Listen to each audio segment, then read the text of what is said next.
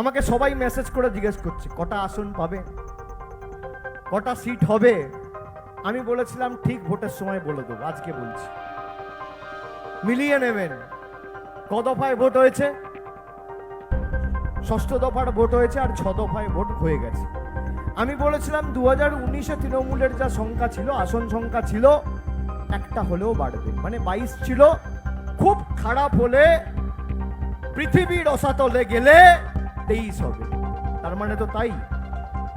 এখনো পর্যন্ত 9টা আসনে ভোটদান বাকি আছে, সপ্তম দফায় ভোট হয়নি। 33টা আসনে ভোট হয়েছে, 33টার মধ্যে তৃণমূল 23 পার করে দিয়েছে।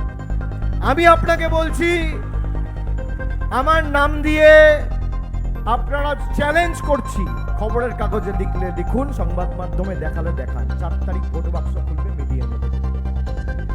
আমি এতদিন বলিনি, আজকে বলছি, আজকে বলে যাচ্ছি, এদের রফা দফাটা ডায়মন্ড হারবারে করব। এত তো চেষ্টা করেছিলে, 2021 সালে এমন হাওয়া তুলেছিল যে বিজেপি ক্ষমতায় আসছে, কি অত্যাচার। আর কেন্দ্রীয় বাহিনীকে এখন দোষারোপ করছে, কেন্দ্রীয় বাহিনীকে বলছে কেন্দ্রীয় বাহিনী কাজ করছে না। কেন? তার কারণ কেন্দ্রীয় বাহিনীও জানে 4 তারিখ ভারতবর্ষে গণতান্ত্রিক ইন্ডিয়া জোটের সরকার প্রতিষ্ঠিত হতে চলেছে। সময়ের অপেক্ষা, সময়ের অপেক্ষা। ইডি সিবিআই কে কাজে লাগিয়ে আমাদের কর্মীদের শেষ দফায় নোটিশ দেওয়া হচ্ছে।